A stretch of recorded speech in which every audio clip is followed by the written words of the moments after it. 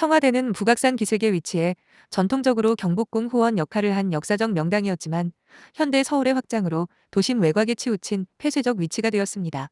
반면 용산으로의 이전은 서울 중심부에 가까워 접근성과 시민과의 소통 측면에서 유리하지만 기존 도시 맥락과 단절된 새로운 입지로 인해 역사 문화적 연속성이 약해졌습니다. 용산 지역은 국회가 있는 여의도와 법원이 있는 서초동에 보다 가까워 권력 분산 측면에선 의미가 있지만 청와대가 지닌 전통도시 구조 속 상징성을 잃고 도시계획 측면에서 용산공원 조성 등 주변 개발과의 조율 과제가 생겼습니다. 청와대는 본관, 비서동 등이 산발적으로 배치되어 건물 간 거리가 멀고 동선이 비효율적이었습니다. 예를 들어 비서동인 여민관과 대통령 집무실 간 거리가 약 500m나 되어 과거 참모들이 급할 때 자전거로 오갈 정도였다고 합니다. 이에 반해 용산 신청사는 한 건물 내에 대통령 집무실과 보좌진 공간이 모여 있어 공간적 밀집도와 소통 효율은 높아졌습니다. 하지만 졸속 이전의 한계로 기존 국방부 청사를 개조한 용산 집무실은 업무 공간이 협소하여 임시 가벽으로 쪼개 사용하는 등 불편이 발생했고 대규모 행사 공간이 부족해 청와대 영빈관, 상춘제 등 기존 공간을 계속 활용하는 현실입니다.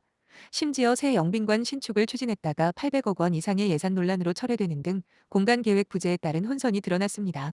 보안 환경 변화, 청와대는 배산임수 지형과 제한된 출입로 덕분에 자연경계가 확보되어 경호에 유리했지만 용산은 도심 한복판이라 개방된 환경의 보안 유지가 새로운 도전이 되었습니다.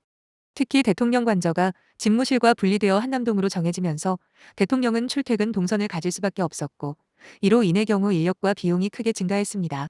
실제로 용산 이전 후 대통령 경호를 위해 투입되는 경찰 인력은 일일 약 700명으로 과거 대비 75% 늘어난 수치라는 보도도 있습니다.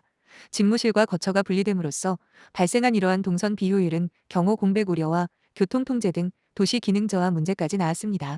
즉, 이전으로 청와대 내부의 경호 부담은 덜었을지 몰라도 이제는 도시 전체를 무대로 한 더 광범위한 보안 체계가 필요해진 것입니다.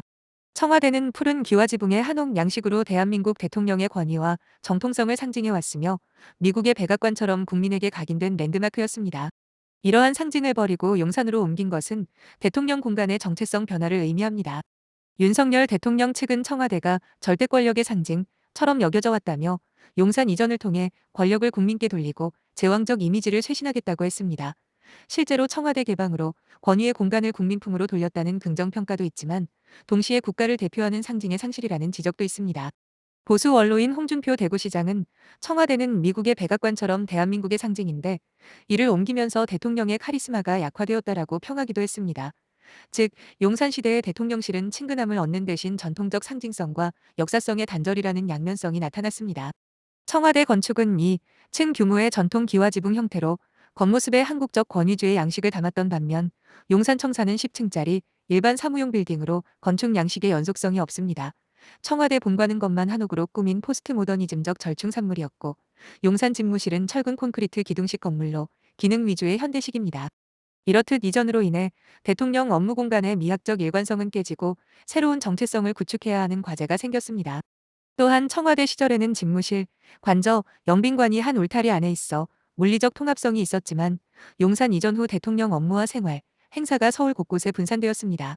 용산 청사는 집무공간, 한남동 관저에는 주거공간, 개방된 청와대 내 시설에서는 행사공간 등으로 기능이 흩어지면서 동선의 단절과 관리상의 비효율이 커지고 있습니다.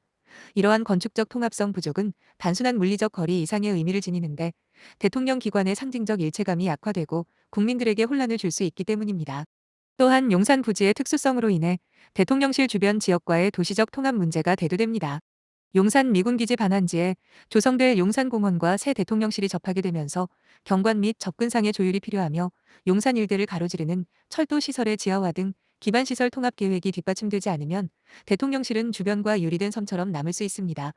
건축가들은 용산 시대에 맞는 조화로운 계획 수립으로 새로운 대통령실이 도시 속에 자연스럽게 녹아들 것을 재현하고 있지만 현재로선 이전 결정의 즉흥성과 준비 부족으로 일관된 통합 디자인을 구현하지 못한 상태입니다.